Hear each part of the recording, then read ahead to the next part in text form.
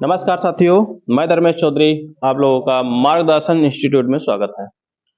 साथियों, अभी आपका हाल ही में एग्जाम हुआ है 17 और 18 और उम्मीद करता हूं कि आप लोगों का जो एग्जाम है वो बहुत ही अच्छा हुआ होगा।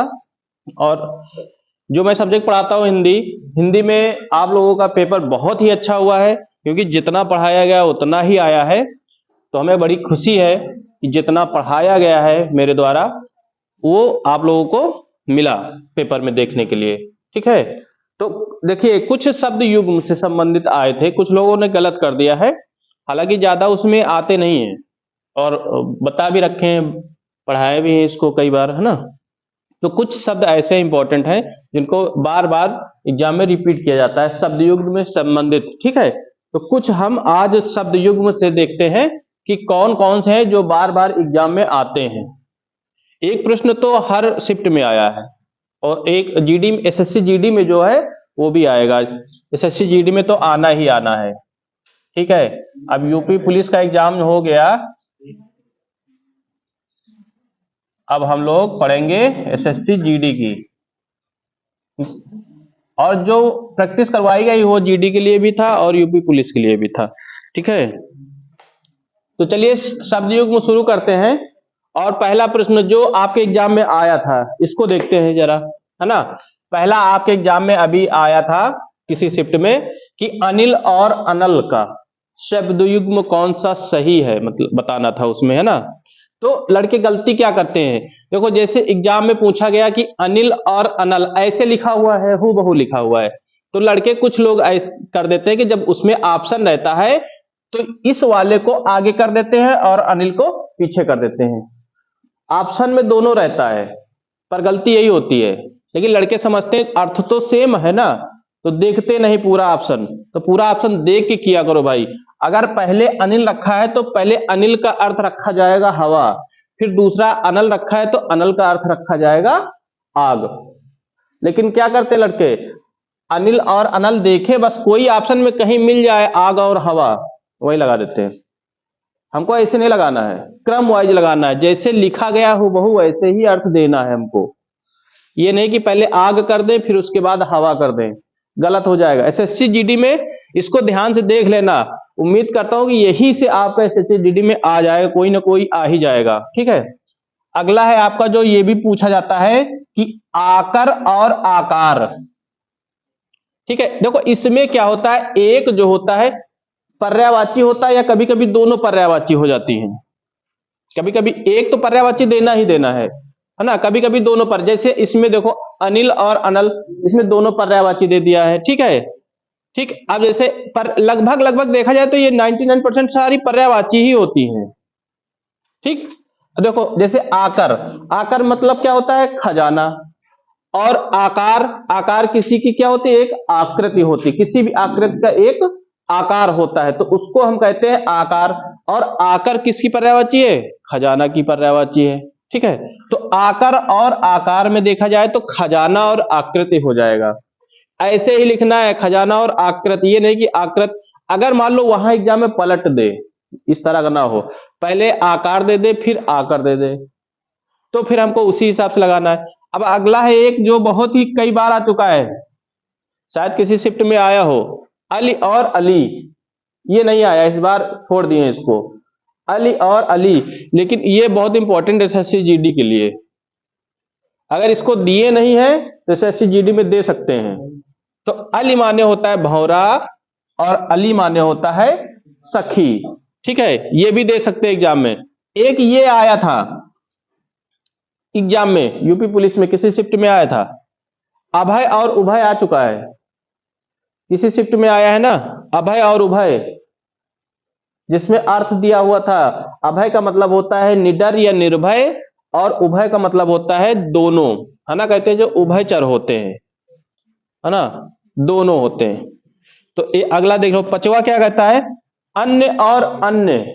इसमें देखो थोड़ा थोड़ा अंतर होता है, बस बोलने में थोड़ा सा अंतर होता है। अन्य मतलब होता है जो हम लोग खाते पीते हैं, अनाज होता है। अन्य मतलब जो होता है कहते हैं जो दूसरा होता है ना। तो शब्दों को भी पहचानना जरूरी है, बोलने में तो सेम सेम लग जाते हैं कभी कभी, लेकिन शब्द को हमको पहचानना है। तो अन्य माने अनाज और अन्य माने दूसरा। इनको ध्यान से देख लेना, एक बार स्क्रीनशॉट लेके रख लेना, ताकि ये एग्जाम में जब भी जाओ तो इसको एक बार देख लेना, और पूरी उम्मीद है कि यहीं से आ जाएगा। अब एक देखो, ये भी काफी पूछा जाता है, अब्ज और अब्द दोनों पर्यायवाची हैं। बताया भी गया है, जहां जा लगेगा वहां पर कमल हो जाएगा, और जहां दा लगेगा वहां पे बादल हो जाएगा, और जहां पे धा लगेगा वहां पर समुद्र हो जाएगा। तो बहुत आसान है। अब यहाँ पे जा लगा है तो कमल हो जाएगा, और दा लगा है तो बादल हो जाएगा। अगर कोई धा लगा के देते तो समुद्र हो जाता, है ना।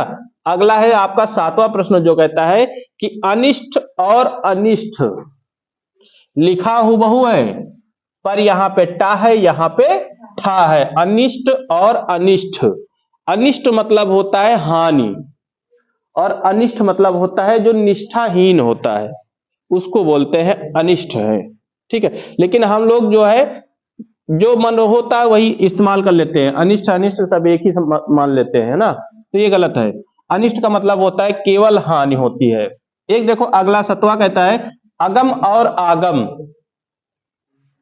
अगम, अगम का मतलब होता है दुर्लभ चीजें जो होती है ना, अगम वस्तु है कहते हैं, है ना, दुर्लभ वस्तु है। और आगम का मतलब होता है शास्त्र, या तो प्राप्ति कहते हैं उसको, आगम। ये वाला थोड़ा सा देख लेना इसको, ये इंपॉर्टेंट है ना, ये वाला देख लेना।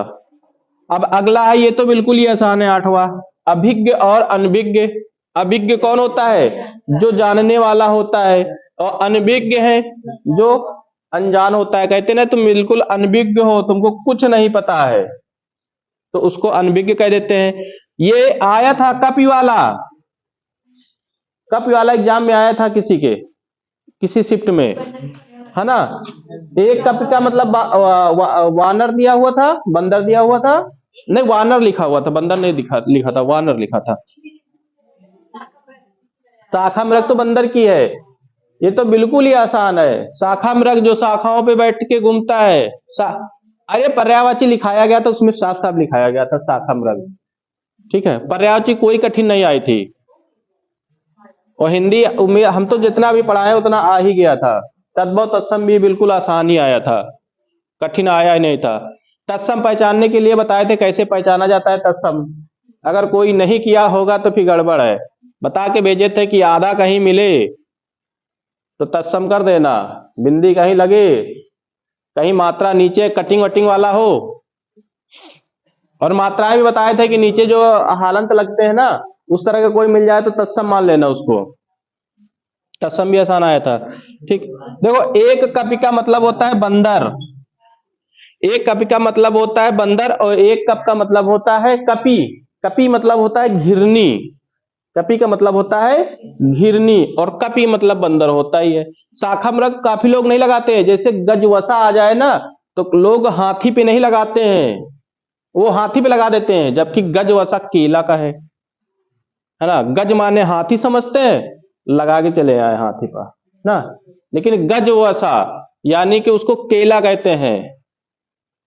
और शाखा मृग में नहीं लगाते, किसी और लगा देंगे, मोर और का पकड़ लेके, है ना, मोर हिरण तो, हाँ भाई कहीं शाखा मृग, शाखाओं को खाने वाली मृग, इस तरह लगाते हैं ना, पतली जड़ी, हाँ मृग से हिरण लगा देते हैं। और मृगराज क्या होता है? शेर होता है, लेकिन मृगराज को भी शेरनी लिख देते हैं, है ना। मृगरानी नहीं, मृगराज होता है। और वो देखो बताए थे ना अलंकार पहचानने के लिए, योजक चिन्ह लग के जिसमें आए तो कौन सा अलंकार होता है? उपमा होता है। हाँ, जो योजक चिन्ह लगा के बताए थे कि देखो योजक चिन्ह के बाद सा भी लगा था, है ना।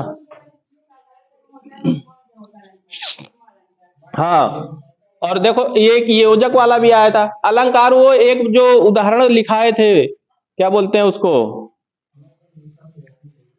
अरे कौन सा उदाहरण था वो, हुबहू आ गया था, लिखाए थे। हाँ, रहीमन पानी राखी है, कई बार होता है, वो भी आ गया। हिंदी जो है 99% पूरा आया, है ना। तो उसी में तो मेरिट बढ़ेगी आगे। चलिए अगला देखिए 10वां प्रश्न क्या कहता है, कली और कली। कली किसको कहते हैं? जो अधकिला फूल होता है उसको कली कहते हैं। बस एक पकड़ लो अर्थ, दूसरा पता चल जाएगा। उसमें केवल एक का अर्थ हमको देखना होता है। और कली का मतलब होता है जिसको कलयुग कहते हैं। ठीक है, एक का मतलब होता है अधकिला फूल और एक होता है कलयुग। अब देखो ये आ गया खतरनाक, करकट। करकट, एक से जो इंसान करकट करता है तो एक करकट होता है केकड़ा। ये वाला होता है केकड़ा, जो ज्यादा सुंदर दिखे बना बना तो केकड़ा का है। और जो एकदम बिल्कुल फैला है वह कूड़ा यानी करकट। पहचाने का तरीका बिल्कुल सही है। जो लगे कि एकदम शुद्ध शुद्ध लिखा है ना, वो केकड़ा हो जाएगा। और जो शुद्ध नहीं लिखा है तो वो कूड़ा हो जाएगा फिर, है ना। देखो एक ये आ गया गिर और गिरा। गिर तो सबको पता है कि पहाड़ होता है। गिर का मतलब होता है पहाड़ी। और गिरा का मतलब क्या होता है? वाणी होता है। इसमें भी लोग गलत करते हैं। गिरा का मतलब लिख देते हैं वहां पर, गिरा। गिरा का मतलब कुछ भी लिख देते हैं, नीच लिख देते हैं ना। मतलब अर्थ अलग करेंगे तो पहाड़ और नीच कर देंगे। पर गिरा मतलब होता है वाणी। ठीक है, एक चर्म आता है, एक चरम आता है। चर्म और चरम। एक चर्म का मतलब तो सभी लोग जानते हैं कि चमड़ा होता है ना। और चरम पर कहीं बहुत चरम ऊंचाइयों पर है यानी उच्च है ना। तो इसका मतलब हो जाएगा चमड़ा और उच्च हो जाएगा। ठीक, ये देखो आया चिर और चीर। ये आया है किसी शिफ्ट में ना, किसी के शिफ्ट में आया है ये चिर और चीर। चिर का मतलब होता है पुराना और चीर का मतलब होता है कपड़ा। जो लोग ऑफलाइन में थे उनको लिखाया गया है, कोई नहीं कह सकता कि नहीं लिखाया गया, ये लिखा हुआ था। हाँ, ना पढ़ के जाओ तो बात अलग की है। चिर और चीर, चिरी, बहुत सारी चीजें लिखवाए थे चिर से संबंधित, करीब 4 से 5 लिखवाए थे इसमें, है ना। इसके बाद देखिए आपका परीक्षा एक आता है। एक परीक्षा, एक परीक्षा, एक परीक्षा जो होती है हम लोग जो लिखते हैं वो होता है इम्तिहान। ठीक है, और एक परीक्षा होता है कीचड़ होता है। परीक्षा और परीक्षा, परीक्षा ये लिखा हुआ परीक्षा, ये परीक्षा लिखा हुआ है। ठीक है, तो हम लोग परीक्षा नहीं देते हैं, परीक्षा देते हैं। ठीक है, गुड मॉर्निंग। देखो मेघ और मेध, ये भी कितना आसान है। मेघ का तो सबको पता है कि मेघ मतलब होता बादल है। मेघ मतलब बादल होता ही होता है। और मेध यज्ञ करते हैं। लेकिन हम लोग बोलते गलत है। हम लोग कहते हैं कि मेघ यज्ञ होता है, मेघ यज्ञ नहीं होता है, मेध यज्ञ होता है। पूछा गया था। हाँ, तो मेघ मतलब तो बादल हो गया, मेघ बरसते हैं, है ना, बादल हो गया। तो और मेध का मतलब होता है यज्ञ करना, मेध का मतलब होता है। ठीक है, अब देखो 17 नंबर क्या कहता है, नीड़ और नीर। अब नीर किसको नहीं पता कि नीर के बारे में नहीं मालूम। एक पकड़ लो, एक का अर्थ पता हो गया, नीर मतलब पानी। और नीड़ मतलब क्या होता है? घोंसला। ठीक है, दिन और दिन ये आया था, आया है शायद, आया किसी में, दिन और दिन आया है एक में। ये फर्स्ट, कल के फर्स्ट शिफ्ट में शायद था दिन और दिन। 17 सेकंड किसी में आया है ना। कुल और कुल का ना, हाँ।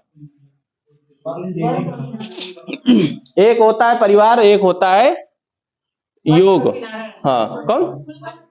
वन, हाँ, किनारा, वही हो जाएगा। मतलब 2 अर्थ उसके होते हैं ना। दिन और दिन, दिन मतलब होता है दिवस और दिन मतलब होता है गरीब। आया है भाई किसी में ये। ठीक है, अब अगला देख लो, एक सकल है एक सकल। 2 तरह के सकल हैं। ठीक है, लेकिन एक संपूर्ण सकल है। एक का अर्थ होता है संपूर्ण और एक का होता है अंश होता है, सकल का अंश होता है। चपला और चपल, इसको देख लेना भाई। चपला तो सबको पता है बिजली की पर्यायवाची है ना। और चपल मतलब होता है तेज। ठीक है, तो इतने प्रश्नों को भाई देख के जाना। एसएससी जीडी का पेपर जिस दिन हो देख के जाना, एक प्रश्न इससे आना ही आना है।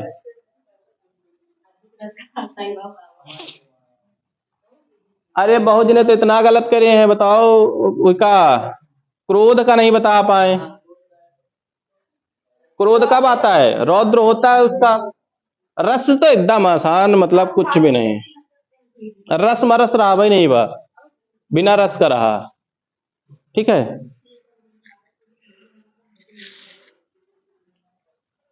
चलिए ठीक भाई, फिर इनको याद करके जाइए, स्क्रीनशॉट एक बार ले लेना, जिसको लेना है स्क्रीनशॉट लेके इनको देख लेना, और जो लिखाया गया है शब्द युग्म की है ना, उसको भी देख लेना। बीच बीच में इसके और भी एक एक क्लास डाल दिए जाएंगे। तो इतने से उम्मीद है कि आप लोगों का हो जाएगा, कहीं ना कहीं आ जाएगा कोई ना कोई। ठीक है, तो चलिए इतना ही रखते हैं आज के लिए, धन्यवाद।